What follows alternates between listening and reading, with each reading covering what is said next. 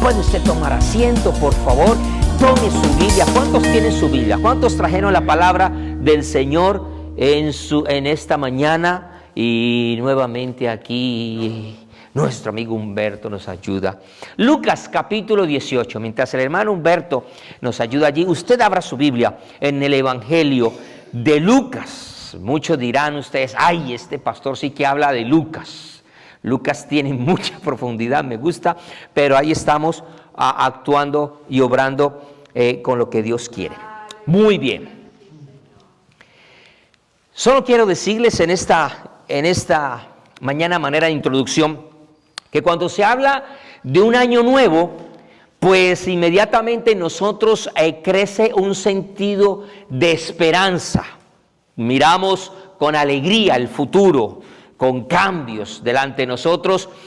Cuando se habla de un año nuevo, la gente habla de un ciclo que se cierra y un nuevo ciclo que se empieza, y entonces la gente hace metas, la gente hace proyectos, la gente también utiliza este tiempo para poder pensar y mirar cómo fue el tiempo pasado, qué hay que corregir, qué hay que mejorar, qué hay que cambiar, qué se puede hacer. Todos esos planes y proyectos nos desafían a nosotros para un mañana. Y hemos estado hablando un poquitico en nuestros días anteriores acerca de eso. Y con base a lo que hemos estado hablando, pues yo he orado al Señor, de verdad, yo he clamado al Señor para que sea Dios ayudándome a predicar, ayudándome a dar la directriz necesaria para que la iglesia por lo menos sepamos en este año nosotros para dónde vamos, qué queremos, hacia dónde alcanzamos. Y he querido con todo el corazón pedir humildad delante de Dios para poder hablar la palabra del Señor. Y no es un mensaje profético. Yo no vengo a decirle como muchos de los que dicen, esta es la palabra profética para el año 2025. No, yo no me atrevería a decir eso si es que Dios a mí no me ha hablado. Pero sí con humildad me preparo para poder decir, Señor, ¿hacia dónde podemos direccionar? ¿Qué esperas de nosotros? ¿Hacia dónde podemos nosotros conducir nuestros pasos para agradarte a ti? Para ser cada día mejores delante de ti, para que el conocimiento de Cristo no se haga solamente mental, sino que lo podamos vivir y podamos nosotros manifestar la obra de Cristo en nosotros. ¿Cuántos dicen amén? Pero cuando se habla de qué se espera para el próximo año, o la gente pregunta, ¿usted qué espera para el próximo año?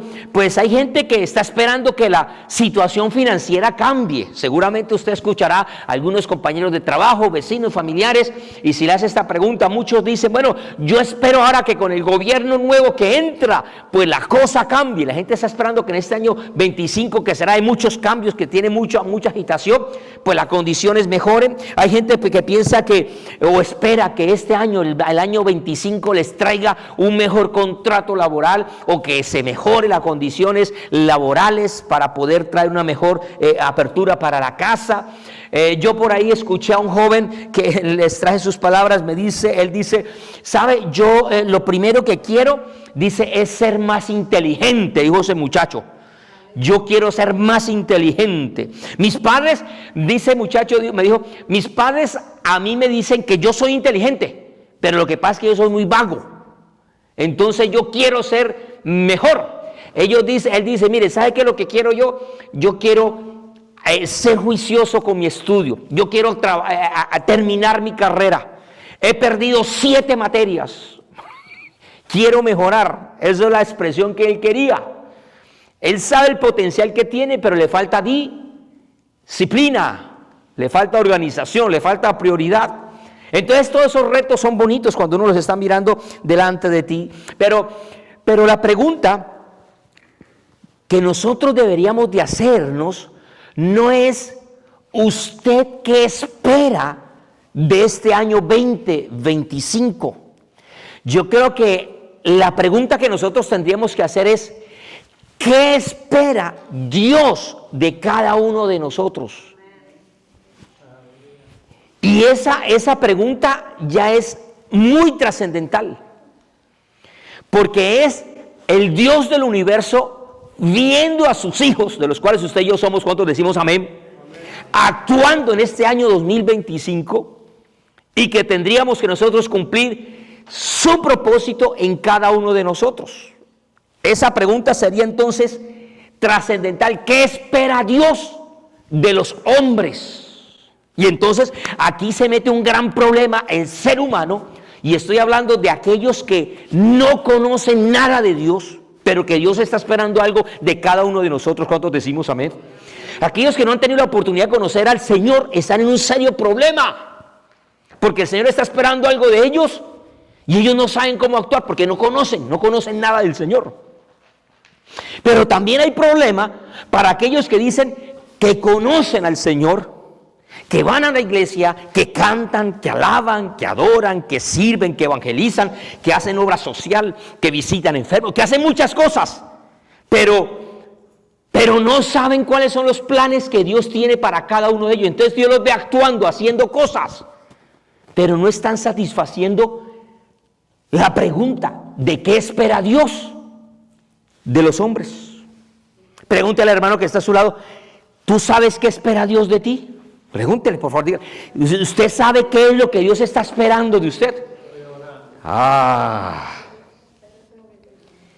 Y entonces la cosa se pone muy complicada, porque cuando la gente no sabe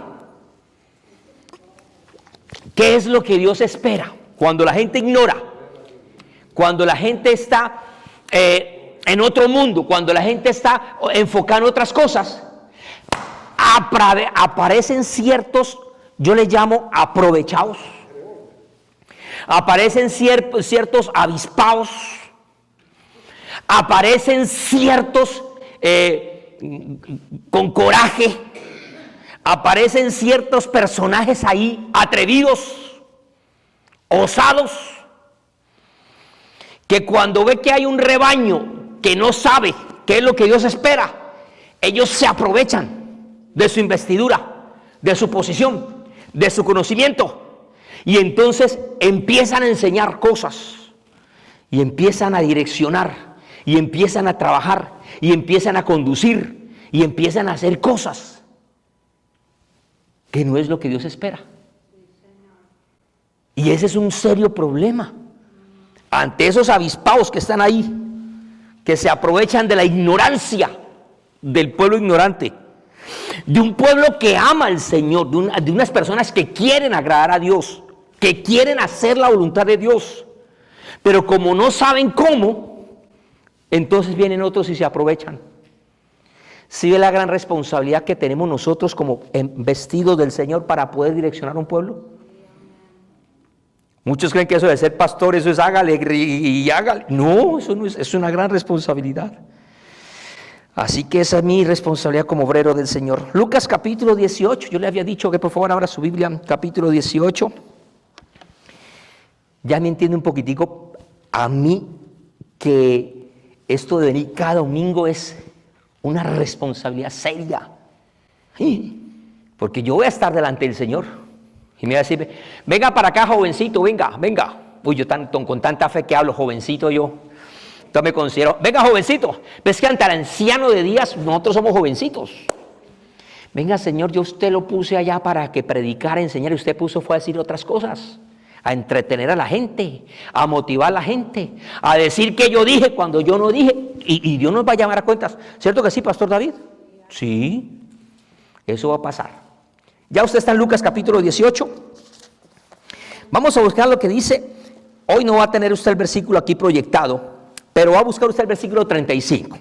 Lo hice así a propósito para que usted tenga su Biblia allí. Si no tiene Biblia, usted que sí la ha traído, por favor mire al hermano o la hermana que está a su lado, si la trajo. Si no tiene una Biblia su hermano o su hermana, usted que sí la trajo, compártala, acérquese a donde esta persona y lea y pueda compartir la palabra del Señor. Así como hacíamos hace algunos años que no teníamos estos medios y estas facilidades tecnológicas.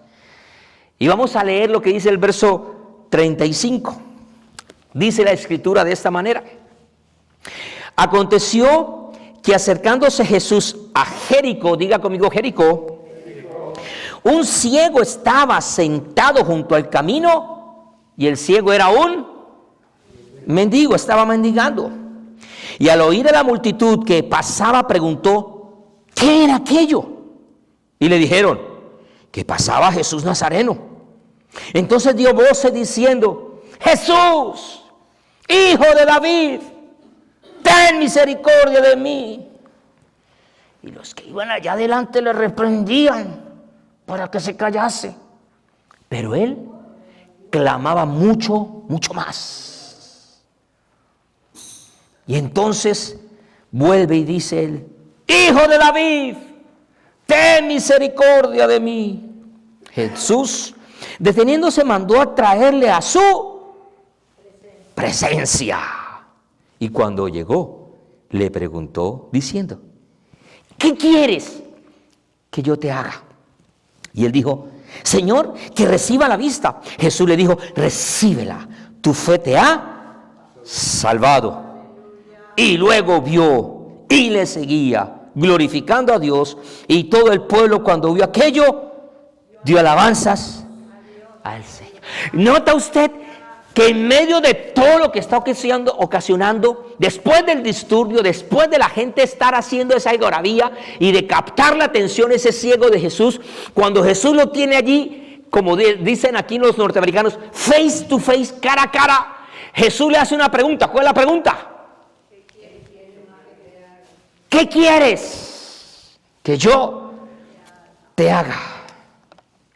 Ahora, lo interesante de esto es que tenga su Biblia abierta allí en Lucas capítulo 18, porque vamos a trabajar, es mirar todo el contexto de lo que está pasando allí. Y no puedo detenerme mucho porque quiero cerrar el mensaje de hoy, no quiero posponerlo para dentro de 8 días, pero quiero que usted note todo el contexto, porque en los versículos anteriores de ese capítulo 18, usted va a ver unos encuentros de Jesús con otro tipo de personas, con otras personalidades. Por ejemplo, cuando usted va a partir del versículo 18, Lucas 18, verso 18, Jesús tiene un encuentro con un joven que dice la Biblia que era, primero que todo, joven. Diga conmigo, joven. Usted ya vio el título ahí del capítulo 18. Ese hombre era joven, y yo no sé si usted se identifica cuando usted era joven. Recuerde, por favor, ahí donde usted está, cuando usted tendría unos 12, 18 años, cuando usted tendría 20 años. ¿Se acuerda? Yo no sé, pero cuando uno es joven, uno quiere comerse el mundo.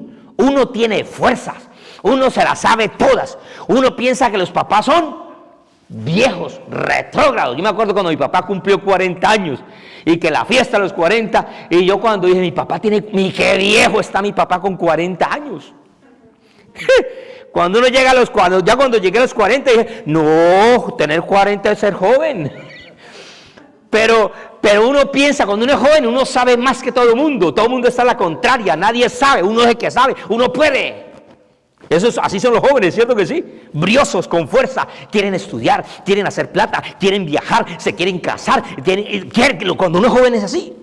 Ahora, este muchacho no solamente dice que era joven, sino que también cuando miramos la condición de ese hombre, era un hombre religioso. Diga conmigo, religioso. ¿Y por qué sabemos que ese joven que habla a partir del verso 18 en adelante era religioso? Es porque era un hombre que tenía inquietud de muchas cosas espirituales, y cuando el Señor está hablando con él y le menciona las cosas espirituales, las cosas religiosas, él dice, sí, yo he guardado los mandamientos, yo he hecho esto, yo he hecho esto y he hecho eso. Era un hombre que practicaba una religión. Pero cuando nosotros miramos otra tercera característica de este joven, es que este joven además era rico. ¿Cómo era el joven? Rico. Ahora, yo no sé si ese joven, en ese tiempo, un joven rico es alguien que llama la atención. Yo no sé si ese joven era rico porque había heredado una herencia, no se sabe, la Biblia no lo dice. O si el joven, en medio de su juventud, aprovechó y empezó a hacer dinero, empezó a hacer plata, como dicen los jóvenes de hoy en día, a facturar, comenzó a facturar. Yo no sé si el hombre se metió a YouTuber, a TikToker, yo no sé si le estaban pagando, pero lo que dice la Escritura es que el hombre tenía dinero. Y tener esa cualidad de ser joven con dinero, eso es una gran cualidad. ¿Cuántos dicen amén? Sin embargo, cuando yo miro la Escritura, miro lo que era, lo que pasa en la vida de ese joven, me encuentro que era joven, que era religioso, que tenía conocimiento, que tenía teología, que tenía cierta influencia religiosa, pero no era salvo.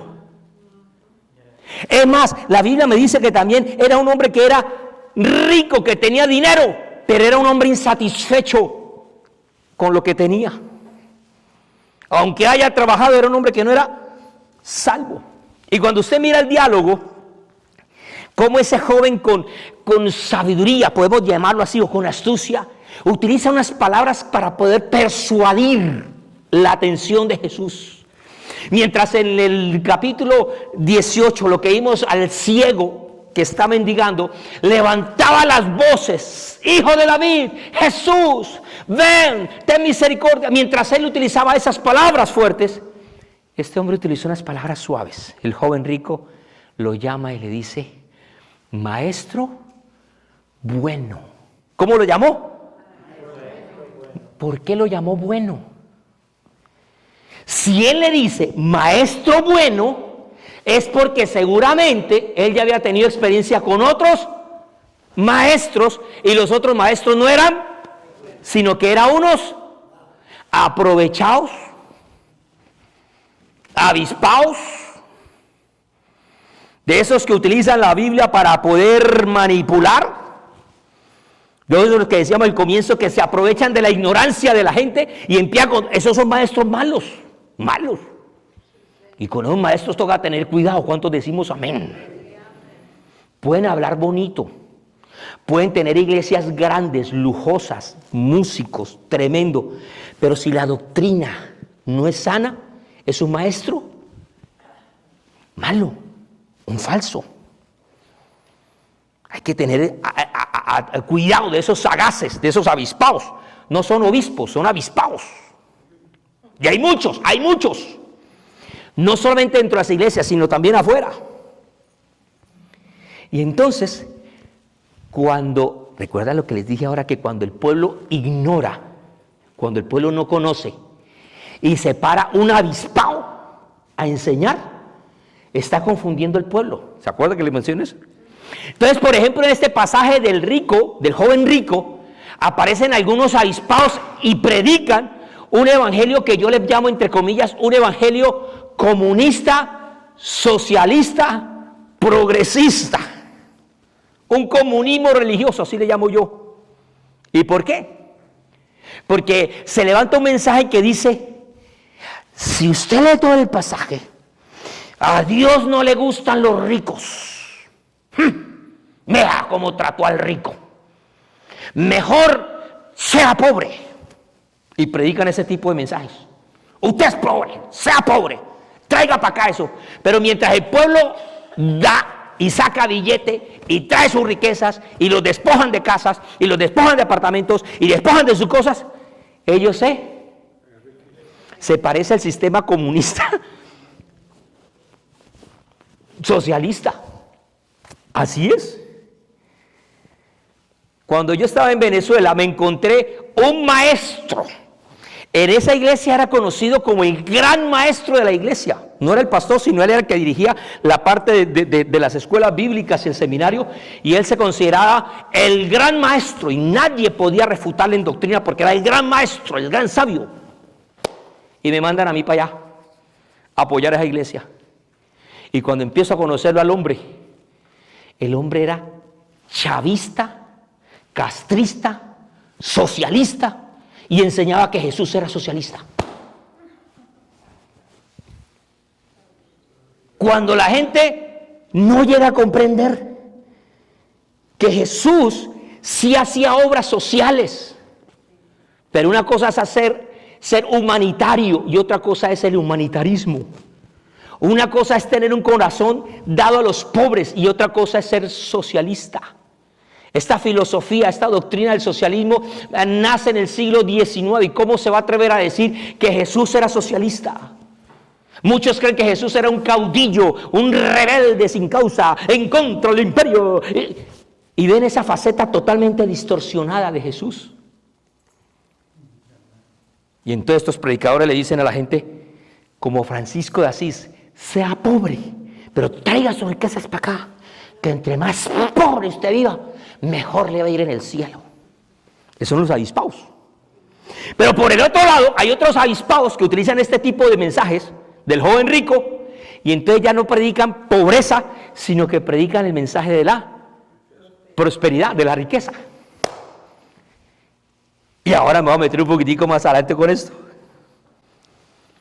Mire, Jesús no tiene problemas con las riquezas. Jesús no tiene problema con los hombres que son ricos. Cuando miramos la conversación del hombre, de ese joven rico con el Señor, Jesús dice, cuán difícil es para un rico entrar en el reino de los cielos. Eso está ahí en el capítulo 18, versículo 21. Cuando Jesús le dice al rico, usted tiene muchas cosas, pero le falta algo. Veis de todo lo que tiene, y ahí donde se pegan esto los socialistas, por eso hablo un poquitico de esto. Pero si usted nota, el Señor dice cuán difícil, dígale conmigo difícil. Él no está diciendo, los ricos no entran al cielo. ¿Él dijo eso? No. Él está diciendo, es mejor ser pobre que rico. ¿Él está diciendo eso? No. Está diciendo que para que un rico entre al cielo, va a ser muy... ¿Por qué? Esa es la pregunta. ¿Por qué?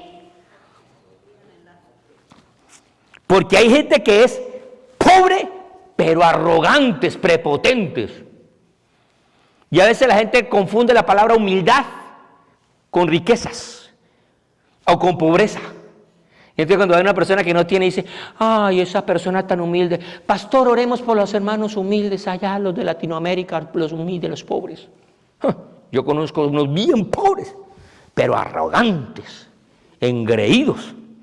Y conozco unos ricos, muy ricos, sencillos, con un corazón generoso, bonito.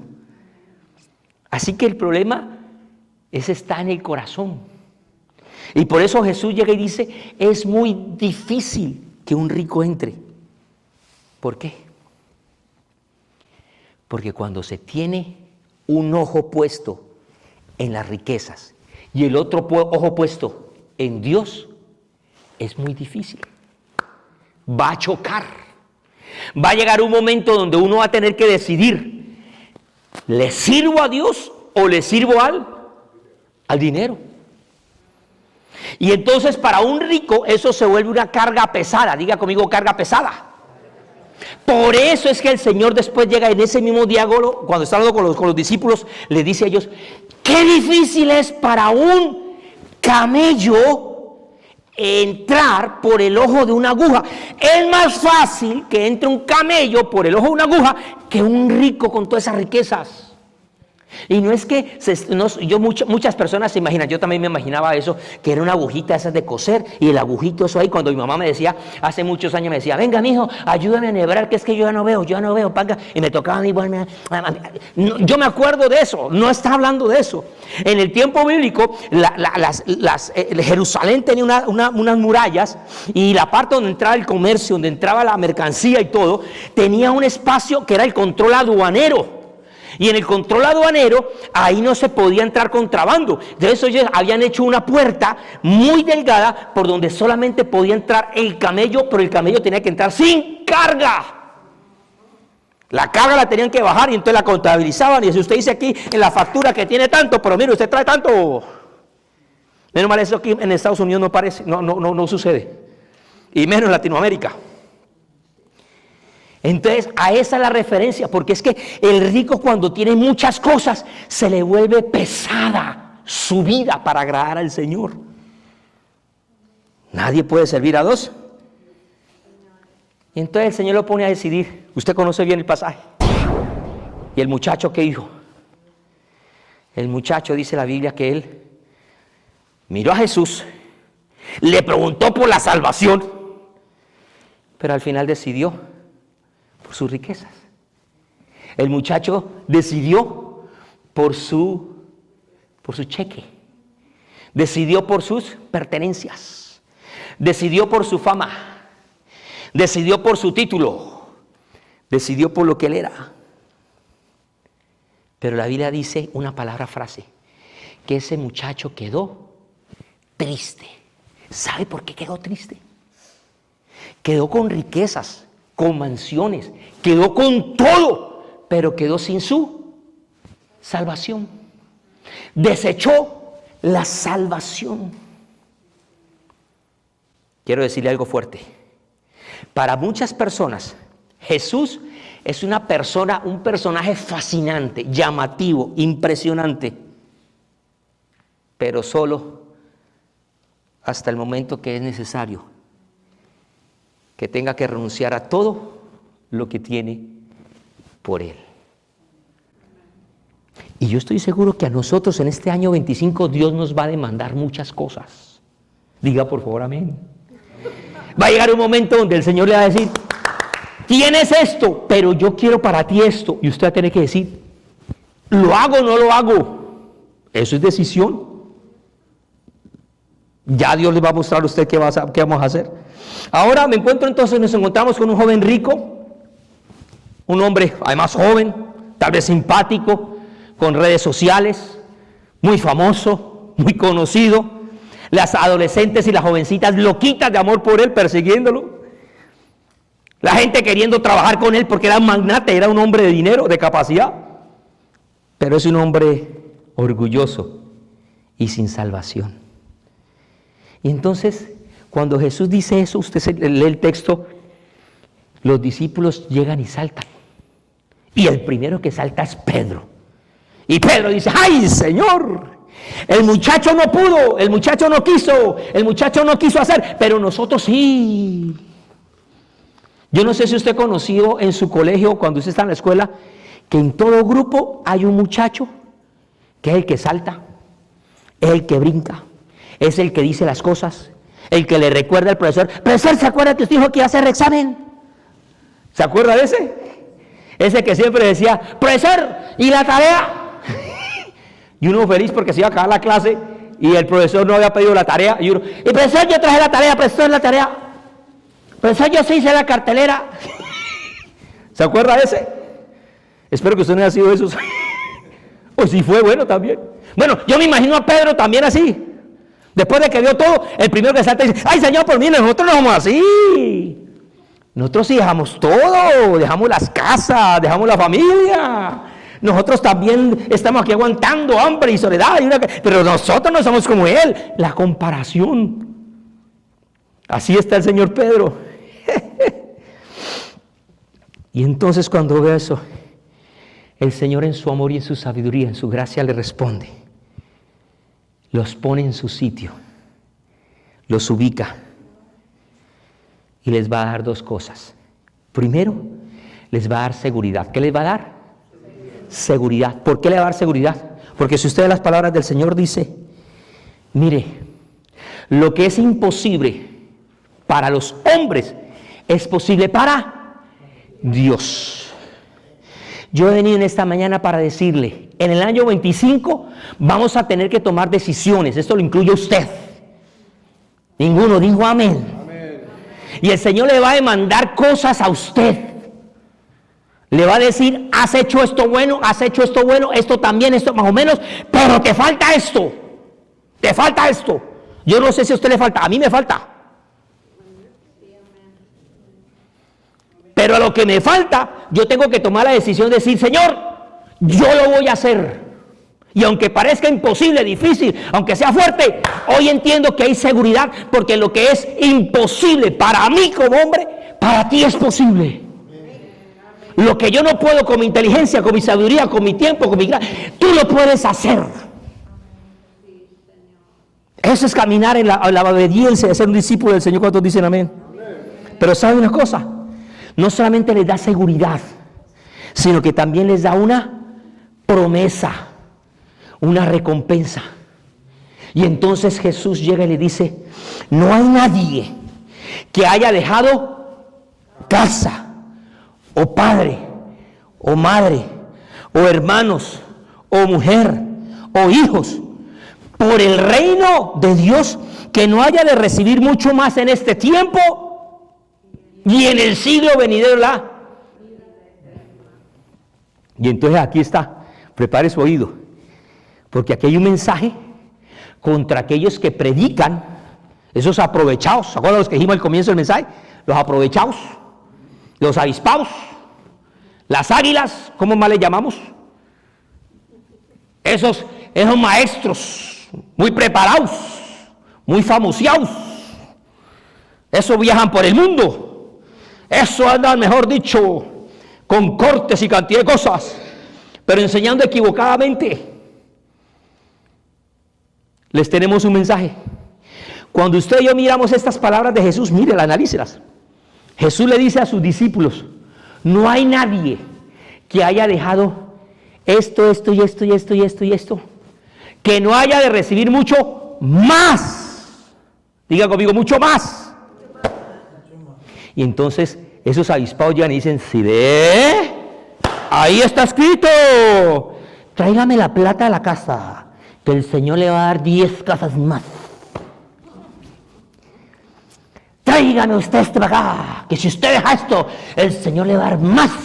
Y le va a multiplicar, y al 160, y predican, y profetizan, y ponen a la gente que traiga diezmos, y que traigan ofrendas, y que traigan pactos, y que traigan semillas, y que traigan cosecha, y una cantidad de cosas, porque el Señor le va a dar una cosecha. Este año 25 es el año de la gran cosecha. Lo que has sembrado, el Señor te lo retribuirá. Lo que has perdido, hay todo de poco mensajes. ¿Sí los ha escuchado? Pero como usted es una persona que lee la Biblia,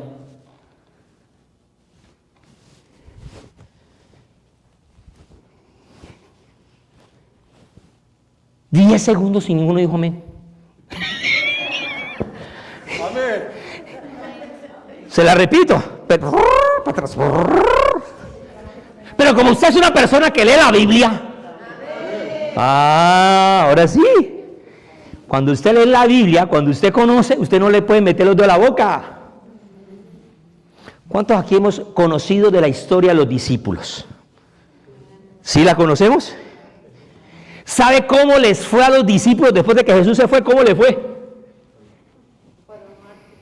Mártires, perseguidos, humillados, los sacaban corriendo para allá y para acá. Pregunto, ¿tenían casas? ¿Tenían heredades? ¿Tenían fincas? ¿Tenían carros, carruajes? No tenían eso. Pastor, pero es que la Biblia dice, Jesús mentiroso, porque Dios, es que ellos van a dejar casas, todo eso, y van a recibir más. Y entonces estos avispados le ponen a la gente la mirada en las cosas de aquí, a mirar casas, a mirar mujeres. ¿Usted cree que el Señor está hablando de los que dejó una mujer? ¿El Señor le ha permitido entonces tener 2 mujeres? Los colombianos, ¿dónde están los colombianos aquí? La hermana Parquecita. Pues hay una canción vieja por ahí que sonaba mucho por la costa atlántica que decía: con 2 mujeres la vida es dichosa. ¿Se acuerda? Aunque alguna de rabia revienta, y si una se pone rabiosa, la otra se pone contenta. ¡No! Claro, mi papá usaba eso, yo lo veía. No se acordaba, ella es nueva criatura, el Señor le cambió su mente, aleluya. Si es que a mí me falta. Imagínate yo cantando santos, santos, y me vengo con esa, Dios mío.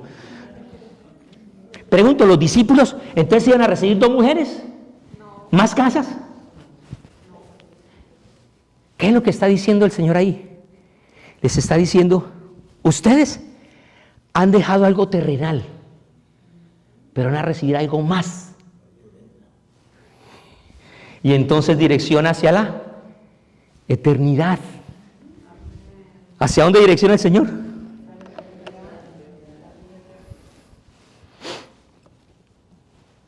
Pero algo que quiero decirles es que no hay nadie en esta tierra que haya dado algo a Dios y que Dios lo pase por alto. Y hay una hermosa promesa que el Señor le dice a través del apóstol Pablo a la iglesia en Corinto. Cuando usted lee lo que dice el apóstol en esa carta dice que, hermanos míos, amados, la situación en el año 2025 va a estar difícil. Va a haber problemas, va a haber dificultades, algunos se van a enfermar, puede que haya otros virus, puede que haya lo que haya, pero hermanos, dice el apóstol, estén firmes, sigan constantes, crezcan en la obra del Señor siempre, sabiendo que tu trabajo y mi trabajo para el Señor no es en vano. Todo lo que tú hagas para el Señor no se queda sin recompensa. Por eso el Señor les dijo primero, les doy seguridad, pero también les doy una promesa. Dios es fiel. ¿Cuántos dicen amén? Así que, mi hermano, no se deje distraer. Dígale a la persona que está a su lado, no se deje distraer. Como el periodista colombiano por allá, no se deje engañar. Dígale al que está atrás de usted, dígale, no se deje engañar. Mire a alguien, no se deje engañar. Mire, el énfasis del mensaje de Cristo no está en las riquezas terrenales, no está en los títulos, no está en las posesiones. Está en nuestra vida eterna. ¿Cuántos decimos amén? Pero cuando nosotros ya vamos otra vez al capítulo 18 de Lucas, tenía que meterlos en todo el contexto para cerrar el mensaje donde comenzamos.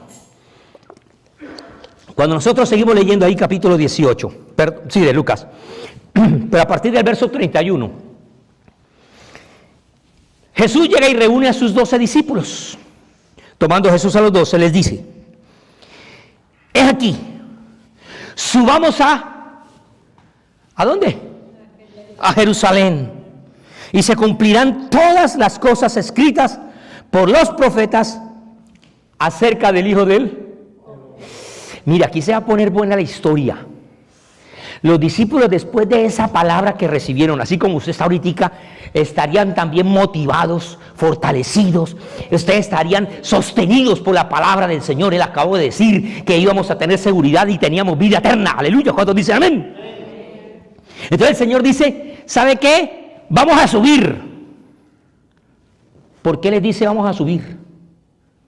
Si miramos geográficamente, usted siempre que lea en la Biblia que alguien va de algún punto de la tierra, el que sea, hacia Jerusalén, siempre va a decir, subían.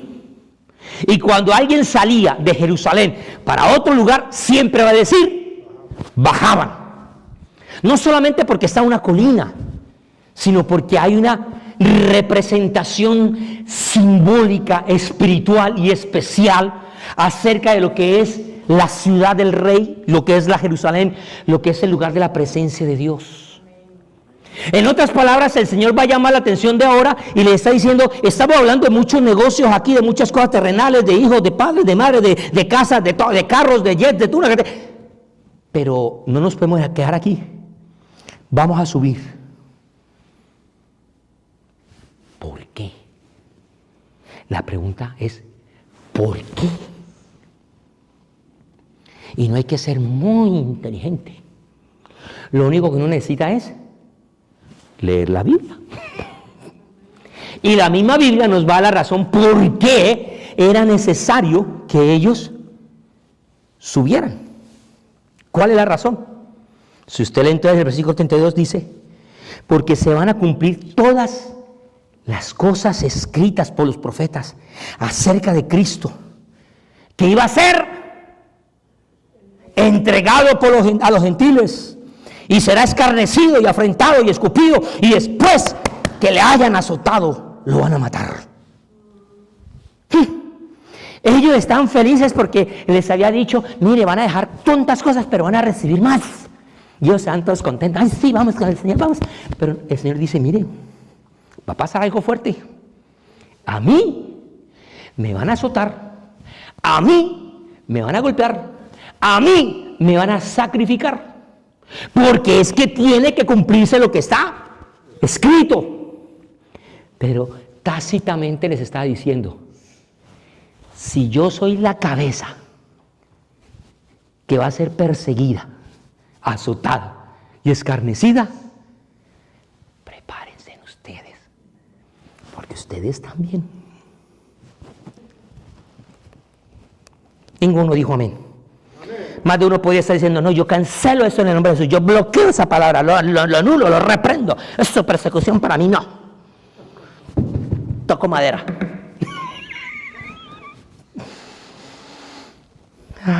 El Señor los tiene que fortalecer. El Señor los tiene que posicionar en una dimensión mayor, de decirles, aquí esto está bueno, pero se va a poner mejor. Diga conmigo, el año 25 puede estar bueno, pero se va a poner mejor. Es por eso que nosotros leemos el consejo que da el apóstol Pablo.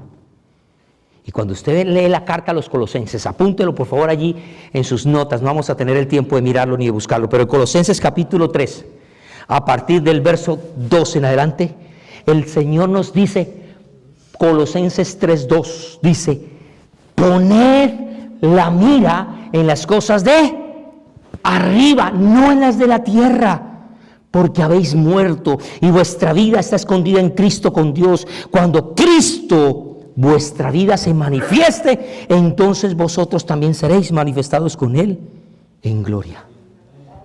Pero si Él les dice que hay que subir, es porque ellos estaban ¿dónde? Abajo. Usted solamente le dice a una persona que está sentada, le dice póngase de pie, si la persona está sentada. Usted no le dice a alguien póngase de pie si ya está de pie, ¿cierto que sí? ¿Y en dónde estaban? Tendríamos entonces que mirar el contexto de todo este pasaje. Y entonces cuando uno mira la narración de Lucas en el capítulo 18, hay que mirar también la narración de Mateo, porque Mateo ahí nos va a dar a nosotros mucha luz también. Y en el capítulo 19 de Mateo nos va a decir en qué entorno geográfico están. Voy a aplicar el acelerador para que vamos, porque el chocolate ya está más bueno. Y entonces en el capítulo 19 de Mateo dice que el Señor se va a alejar de Galilea, diga conmigo Galilea, y se va a ir entonces a las regiones de Judea, al otro lado del Jordán. ¿Ya ubicó el verso 1? Ahí lo dice. Tendríamos que entonces mirar esta región, ahí se la estoy mostrando, ahí sí le traje la imagen. Y el lugar donde empieza, tendríamos que mirar el mapa. No vamos a hablar de geografía bíblica ni de esas cosas, pero sí quiero que usted note por lo menos dónde queda la región de Galilea, que es donde va a partir esa historia. ¿En dónde va a empezar esa historia, ese trayecto, esa vida? En Galilea, abajo. Galilea, por su forma geográfica del contorno del mar de Galilea, tenía una forma circular. ¿Y usted sabe qué significa Galilea? Significa eso, círculo. Significa distrito por esa región. Pero lo interesante de esta región de Galilea es porque aquí, alrededor de esa tierra, fue donde Jesús comenzó su ministerio. Recuerde, Jesús nace en Belén. ¿Dónde nace? Pero él emigra, crece en esta región y por eso él se le llamaba el Galileo, porque era de esa región, allá fue donde creció. Y allá en esa región es donde él comienza su ministerio. Pero note usted que uno es el lugar donde uno nace y otro es el lugar donde se manifiesta, se comienza a manifestar el llamado de Dios. Yo lo traduzco a mi mensaje. Yo nací en Bogotá, Distrito Capital, en Colombia. Ahí nací. Pero en Cartagena fue cuando yo escuché por primera vez una voz que no sabía quién era, pero habló. Y en otra oportunidad le hablo del testimonio porque no quiero enfocarme en esto. No quiero desenfocarme. Galilea, entonces, es una región donde vienen los inicios. Diga conmigo, todo tiene un inicio. Ahí empezó el Señor su ministerio, ahí comienza sus enseñanzas, ahí es el lugar de los nuevos nacimientos de los cuales usted y yo tenemos que avanzar. Pero cuando nosotros seguimos leyendo, los lleva de la región de Galilea y los va a ubicar en Judea. Ahora diga conmigo Judea. La palabra Judea viene de la palabra Yehudá, que significa agradecido con Dios. Entonces estamos hablando que va a llegar un momento donde en su vida tiene que haber un despertar, un nacimiento espiritual para poder comenzar a avanzar en lo que Dios tiene. ¿Cuántos decimos amén? Pero para poder avanzar en esa vida, lo primero que tenemos que aprender es a tener una vida agradecida con el Señor. No podríamos avanzar en nuestra profundidad de conocer al Señor si no tenemos la humildad necesaria, si no tenemos la actitud correcta de estar agradecidos con el Señor, de entender y comprender que si estamos en este caminar, no es porque nosotros seamos muy poderosos, no es porque seamos muy inteligentes, no es porque seamos muy hábiles, sino porque el Señor ha tenido misericordia. Por lo tanto, nace en nosotros la humildad de nosotros de decir, Señor, es por tu gracia y por tu favor. Es tener un corazón agradecido. Por eso el salmista dice, si van a entrar por los atrios del Señor a su casa, comiencen entrando por puertas de alegría, de gozo, de gratitud y de alabanza al Señor. Es buscar primeramente las cosas de Dios y su justicia. Lo demás es añadidura.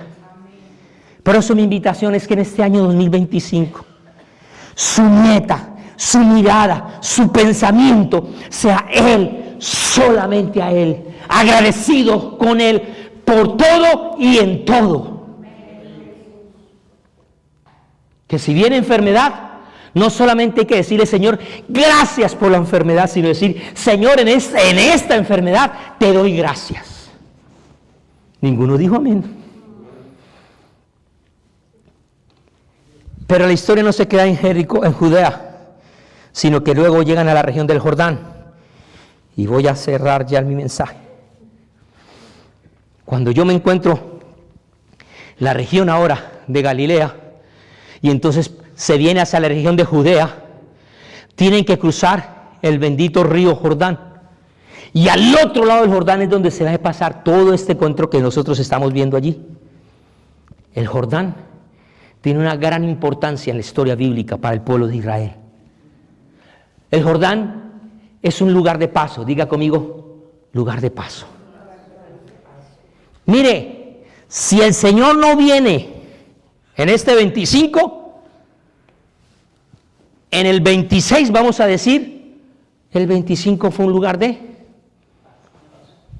Hay etapas, hay ciclos, hay estaciones que tienen que pasar. Estamos en una transición, estamos en un caminar dinámico, fresco, un desierto donde hay sol, pero también hay frío, donde hay enfermedades, donde hay insectos, hay serpientes, hay escorpiones, pero también está la nube de Jehová sobre nosotros. ¿Cuántos decimos amén? Y está el maná del Señor y su provisión, y está el vestido que el Señor de una manera especial guarda en nuestras vidas. ¿Cuántos decimos amén? Y cuando nos encontramos con un Jordán, tendríamos que ir a Josué capítulo 3. ¿Y qué pasa en el Jordán? En el Jordán se manifiesta el poder de Dios. Diga conmigo, el Jordán es lugar de poder. Ahí en el Jordán era un lugar donde hubo manifestaciones poderosas de Dios. Allí los patriarcas, cuando vieron la mano del Señor, pudieron alabar y glorificar al Señor por su bondad, porque era el camino hacia la tierra prometida. ¿Cuántos dicen amén?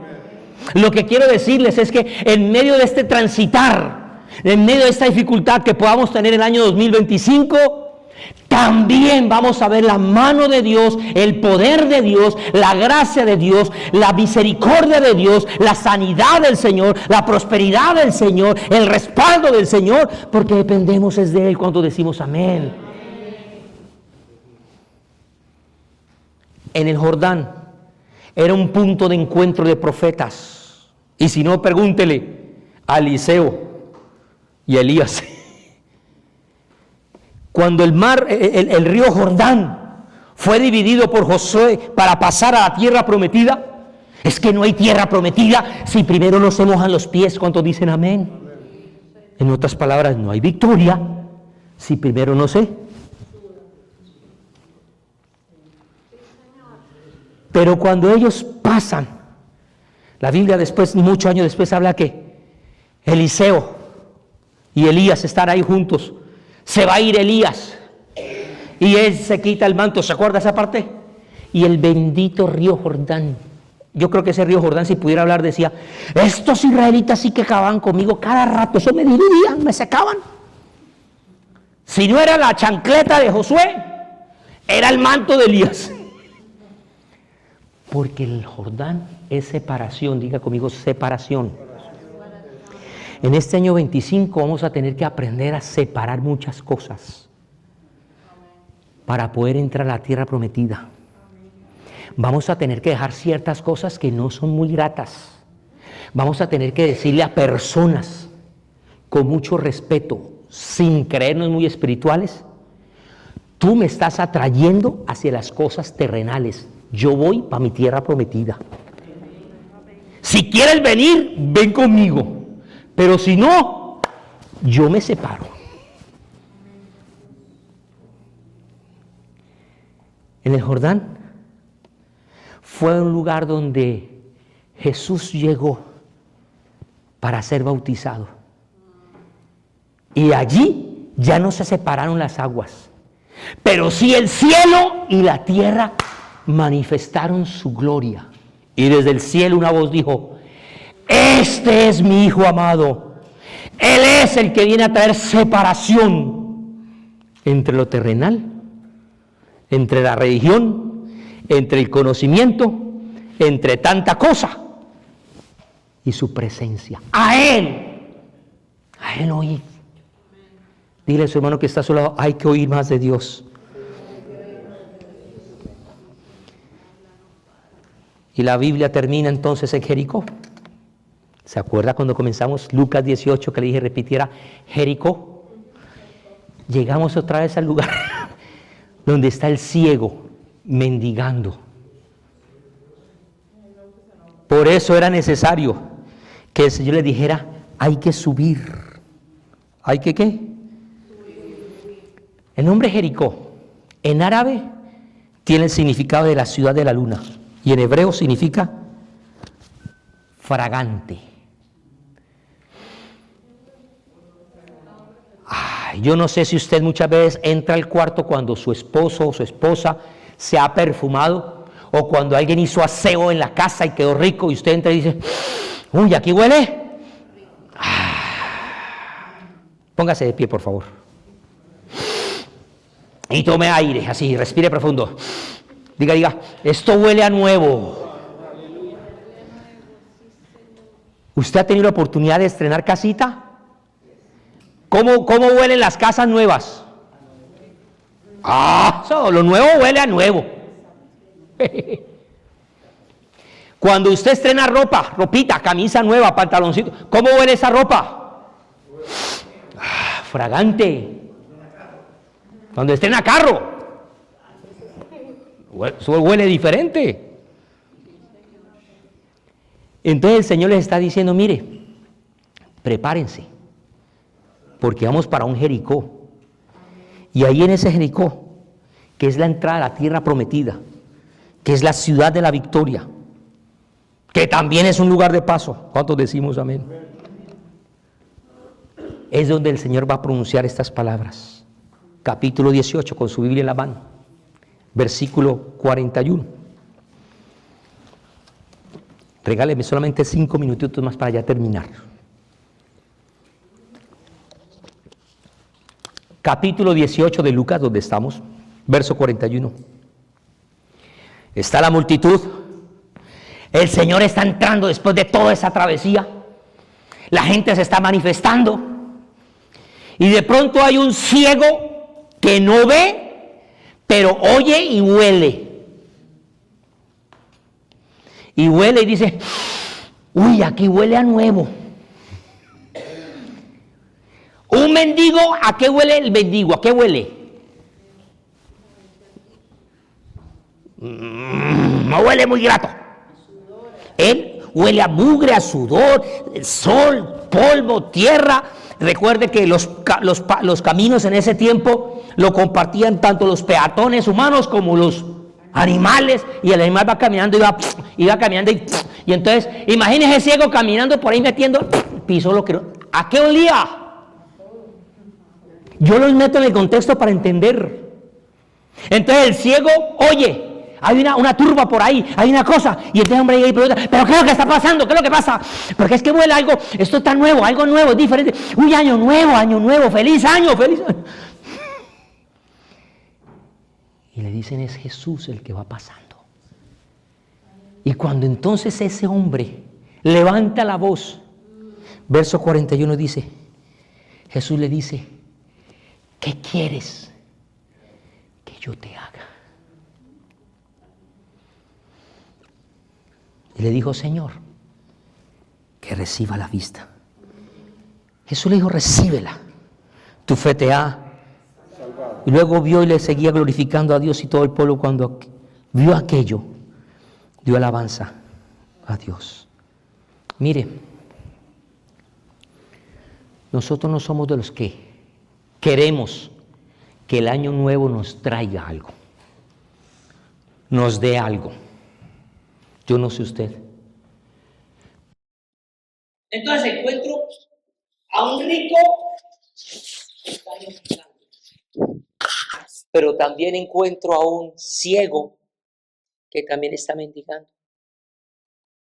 El rico está mendigando por salvación, y el ciego está mendigando por condición, es ciego.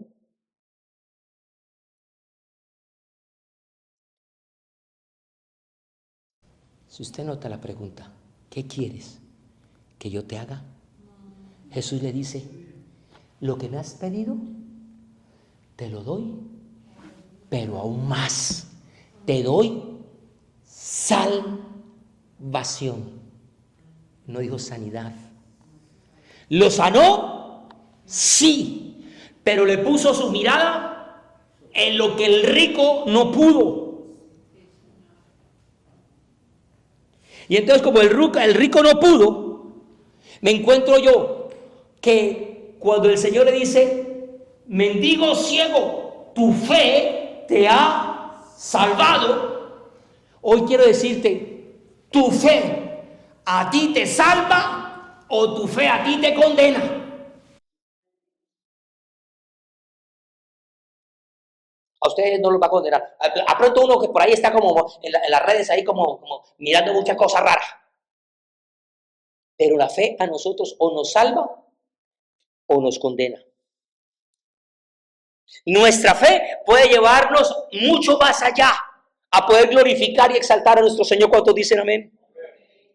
O nuestra fe nos va a llevar a nosotros a glorificar nuestras riquezas, nuestros títulos, nuestras capacidades, nuestros talentos, nuestra fuerza.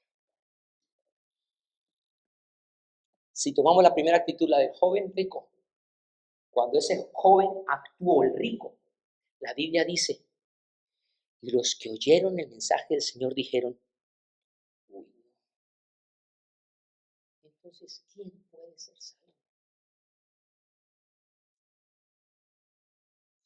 La multitud quedó perdida, sin esperanza, sin oportunidad. Pero cuando el ciego recibió la vista y escuchó el mensaje de que él iba a ser salvo, de que él iba a ver que no iba a ser más ciego, la Biblia dice que entonces el mendigo ciego siguió a Jesús, glorificando a Dios, y todo el pueblo que estaba alrededor estaba dando alabanzas a Dios. Yo creo que tú eres del segundo grupo, y tú vas a llevar a que otros vean al Señor, conozcan a Jesús, que Él sea glorificado. ¿Qué quieres que yo te haga?